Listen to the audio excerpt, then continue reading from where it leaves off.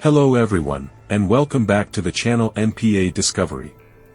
Today, we are looking at one of the most complicated figures in modern sports history, Lance Armstrong. This is not a simple story about a cyclist who cheated. It is not only a story about doping, Tour de France victories, lawsuits, public shame, or a shocking fall from grace.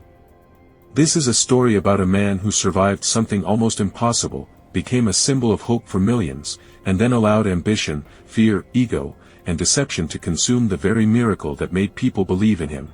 Lance Armstrong was once more than an athlete. He was a symbol. To cancer patients, he represented survival. To sports fans, he represented toughness. To Americans, he represented comeback. To sponsors, he represented a perfect brand. To the media, he represented the kind of story that writes itself: a young champion nearly dies, fights back, returns to the hardest race in cycling, and wins again and again. But the problem with perfect stories is that they can become prisons. And in Lance Armstrong's case, the story became so powerful that protecting it seemed to matter more than telling the truth. So do I agree with the idea that Lance Armstrong became the villain of his own story? Yes, I do. But I also believe that if we stop there, we miss the deeper lesson. Lance Armstrong was not born as a villain. He was not only a liar, not only a cheater, not only a bully, and not only a disgraced champion. He was also a survivor, a son shaped by violence and abandonment, a man who faced cancer with terrifying courage, an athlete with extraordinary discipline, and a person who inspired real hope before betraying that hope. That is why his story is so unsettling. Because it forces us to confront a difficult truth: a person can be genuinely courageous in one chapter and deeply destructive in another. A person can help millions and hurt many. A person can survive death and still lose himself. Before we begin, please take a moment to like this video, share it with someone who loves sports history, and subscribe to the channel. Your support gives us the motivation to keep creating these deeper stories about famous lives, not just the headlines, but the hidden forces, choices, and consequences behind them. Now, let's begin. Lance Armstrong was born in 1971, and pain entered his life early. His mother was only 17 when he was born. His biological father was young too, and the relationship was troubled. Within a couple of years, Lance's father left. Later, his mother remarried, but that home also carried abuse and conflict. This matters because the early environment of a child often becomes the first training ground for survival. Some children grow up learning trust. Others grow up learning vigilance. Some learn that the world will hold them. Others learn that the world must be fought. Lance Armstrong seems to have learned early that softness was dangerous. In sports, that kind of childhood can become fuel. A young athlete who feels powerless at home may discover power through his body. A bike, a running course, a swimming lane, a finish line, these become places where the rules are clearer. The pain of training is still pain, but at least it has a purpose. At least it can be turned into victory.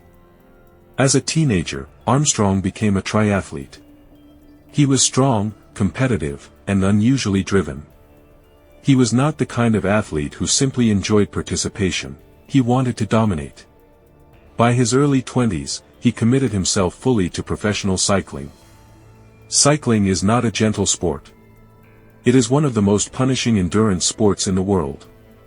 The public sees riders in bright jerseys moving through beautiful landscapes, mountain roads, and cheering crowds. But inside the body, cycling at that level is brutality. Lungs burn. Legs fill with acid. Riders crash, bleed, climb, descend, suffer, and then do it again the next day. To succeed in cycling, you must make peace with pain. Lance Armstrong did more than make peace with pain; he seemed to respect it. He built an identity around it. Pain was not an obstacle, it was proof. It was the price of being better than everyone else. That mentality helped him rise quickly.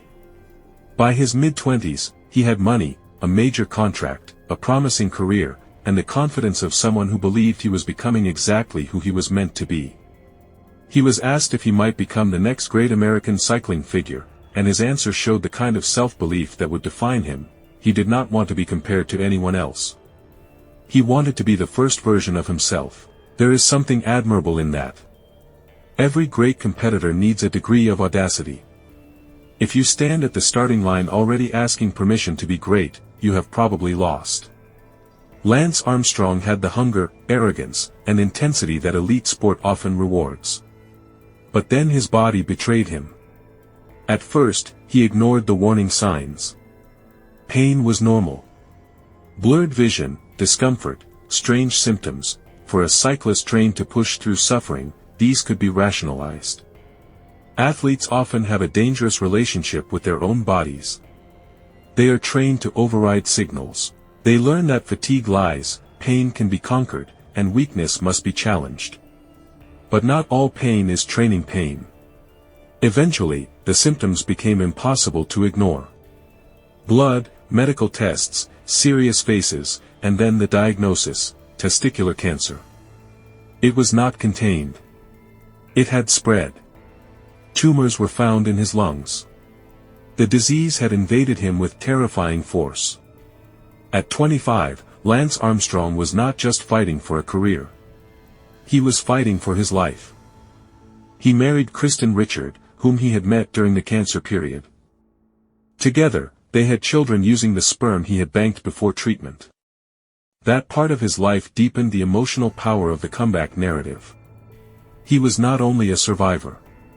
He was a husband. A father. A man who had faced death and returned to life. When Armstrong got back on the bike, people were ready to believe. And why wouldn't they be? Human beings need stories of hope. We need proof that disaster is not always final. Every hospital waiting room contains someone desperate for a story like that. Every family facing diagnosis wants to believe there is a road beyond fear. Every patient wants to know that the body can be broken and still rise. Lance Armstrong gave people that story. Then he won.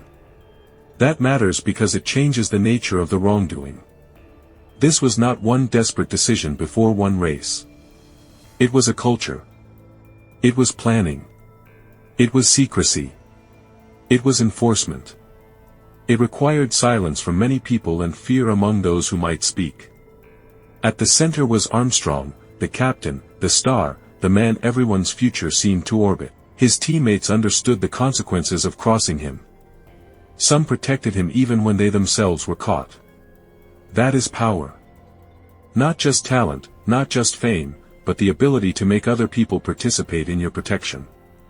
To be accountable is to understand what your actions did to others. Armstrong admitted facts, but his emotional posture remained complicated. He said he got lost in the perfect story. That line is revealing because it points to the central tragedy of his life. The story became bigger than the truth, and once the story became profitable, inspiring, and globally admired, he could not let it go. But many people wanted more remorse. They wanted him to say that cheating had not been worth it.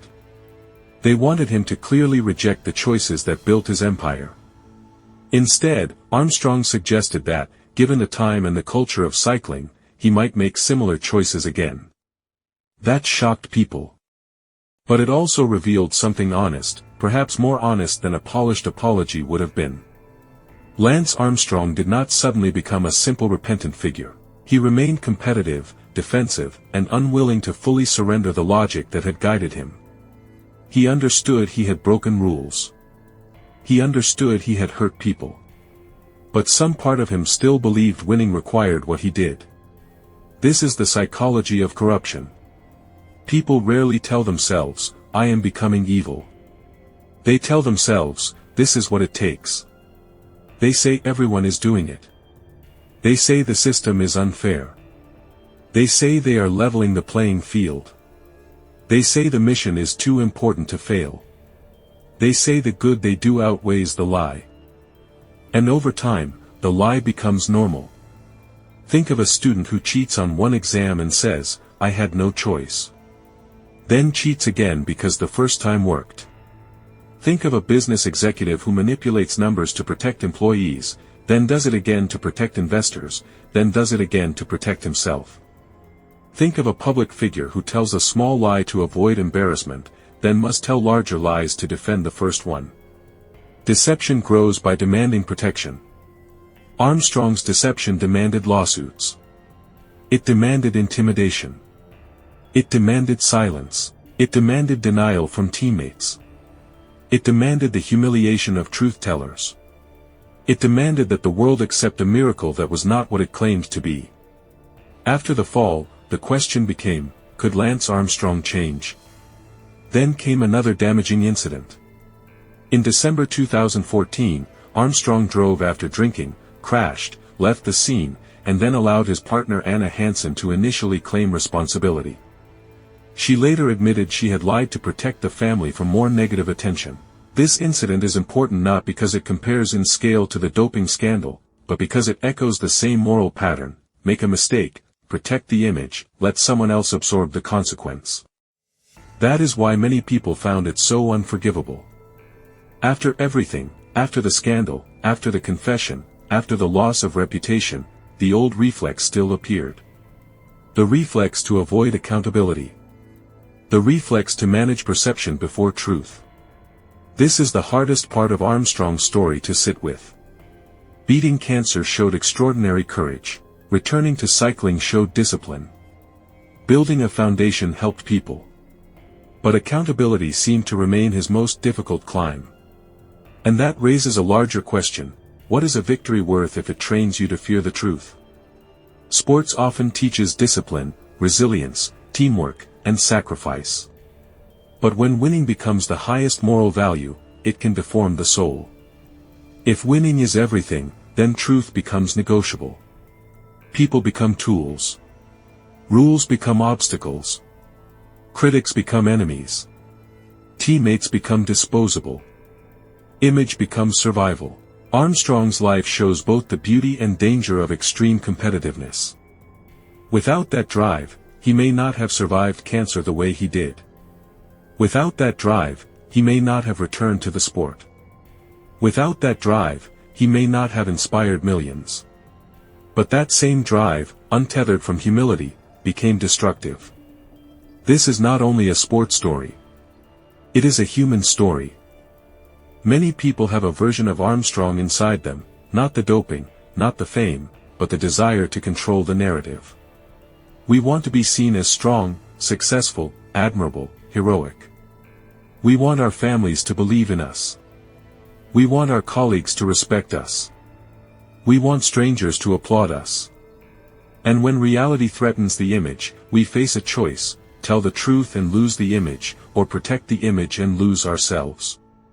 Lance Armstrong chose the image for a very long time. And the image cost him almost everything. Yet the story is still not simple, because what do we do with the people who were truly helped by his foundation? What do we do with the cancer survivors who wore the yellow bracelet during chemotherapy? What do we do with the families who found hope in his speeches? What do we do with the fact that a false sports story still generated real emotional strength for people who desperately needed it? We do not erase that. But we also do not use it as an excuse. Good deeds do not cancel harm. Harm does not erase every good deed. Mature judgment requires us to hold both truths at once. Lance Armstrong inspired people. Lance Armstrong lied to people. Both statements are true. That is why his legacy remains so difficult. If he had been only a fraud, the story would be easier. If he had been only a hero, the story would be easier. But he was both real survivor and false champion. Real advocate and ruthless deceiver. Real fighter and public bully. In a culture addicted to simple labels, Armstrong resists simplicity. But he does not escape responsibility. Responsibility means recognizing that his cheating was not victimless. Clean riders lost opportunities. Truth-tellers were attacked. Fans were misled. Sponsors invested in a false story. Cancer patients were emotionally tied to a myth. His family lived through the collapse. His sport was further damaged. And perhaps most painfully, the genuine miracle of his cancer survival became tangled with the lie of his athletic supremacy. That may be the deepest tragedy. The survival was enough. It was always enough. He did not need 7 false Tour de France titles to matter. He did not need to crush accusers to be brave. He did not need to build a perfect legend to inspire people. Surviving cancer and using that survival to help others could have been a legacy of extraordinary value. But Armstrong seemed unable to accept enough. Ambition is powerful because it tells us there is always another mountain. That can be beautiful when it leads to growth. But it can be dangerous when it makes gratitude impossible. For Armstrong, the next mountain was always waiting, the next race, the next victory, the next defense, the next denial, the next comeback, the next image to protect. At some point, the bike was no longer simply carrying him forward. It was carrying him away from the truth. What can we learn from this? First, pain does not automatically make a person wise. Suffering can deepen us, but it can also harden us. Armstrong endured childhood instability and cancer. Those experiences gave him toughness, but toughness without humility can become cruelty. Second, inspiration must be anchored in truth. When a public figure becomes a symbol, the responsibility increases. People do not merely consume the story, they build hope on it. If the foundation is false, the collapse injures more than the liar. Third, systems matter. Armstrong's cheating did not occur in isolation. Cycling's culture allowed, rewarded, and protected doping. But system-wide corruption does not erase individual accountability. It explains context, it does not absolve choice. Fourth, accountability delayed becomes more expensive. Had Armstrong told the truth earlier, the damage would still have been serious. But years of denial, lawsuits, and intimidation multiplied the harm. A lie defended aggressively becomes far worse than the original lie.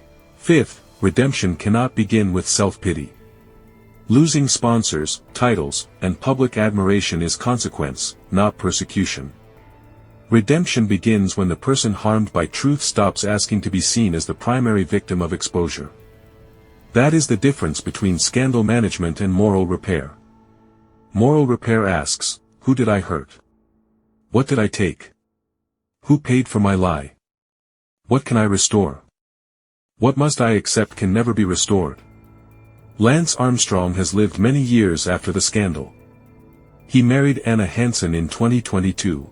He has continued to speak publicly in various ways and remains one of the most discussed figures in sports history. Some people will never forgive him.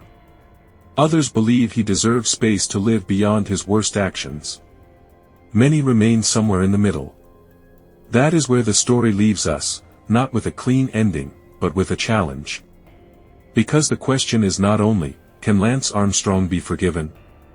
The deeper question is, what does forgiveness require when the harm was deliberate, repeated, and defended for years?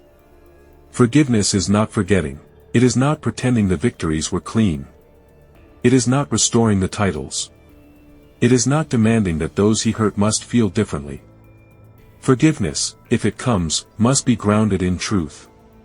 And perhaps Armstrong's story should not end with whether the world forgives him. Perhaps it should end with whether we understand the warning. Do not let your greatest strength become your greatest danger. Armstrong's strength was the ability to endure pain. But he endured moral pain the wrong way. He endured guilt by burying it. He endured accusation by attacking. He endured suspicion by escalating the lie. He endured truth by resisting it until resistance became impossible. The courage that beats cancer is not the same courage that tells the truth. He had the first kind. For too long, he lacked the second. And that is why his story hurts. Because we wanted him to be the man the bracelet promised. We wanted the clean miracle. We wanted the champion who defeated death and then climbed mountains honestly. We wanted to believe that suffering had purified him, that survival had made him noble, that the hero was real. But heroes are not made by suffering alone. Heroes are made by what they do when no one can force them to be honest. Lance Armstrong had many chances to choose truth before the truth chose him. He did not. And yet, his story still has value, not as a fairy tale, but as a warning powerful enough to matter. It warns athletes that winning without integrity becomes emptiness. It warns leaders that attacking truth-tellers may work for a season, but truth has endurance. It warns fans that we must be careful when we turn human beings into symbols too perfect to question. It warns survivors that overcoming death does not exempt anyone from moral responsibility. And it warns all of us that the image we protect can become the prison we live inside. At the end of the day, Lance Armstrong rode faster than almost anyone. He climbed mountains, defeated cancer, built a global foundation, and stood at the center of one of the most inspiring stories sports had ever seen. Then the truth arrived. And the truth did what mountains, rivals, illness, and critics could not do. It stopped him. Not because he lacked strength, but because strength without truth eventually collapses. So if this story moved you, challenged you, or made you think differently about Lance Armstrong, please like this video, share your thoughts in the comments, and subscribe to the channel for more powerful stories from the lives behind the headlines. And remember this, a real legacy is not built by never falling. It is built by refusing to build your life on a lie. Lance Armstrong's life shows us that survival is not the same as redemption, victory is not the same as honor, and being admired is not the same as being worthy of admiration. The world once saw him as proof that a human being could overcome anything. Maybe the final lesson is more difficult: a human being can overcome cancer, pain, mountains, and impossible odds and still be defeated by his own unwillingness to tell the truth. That is the tragedy. That is the warning. And that is why this story will not be forgotten. Thank you for watching.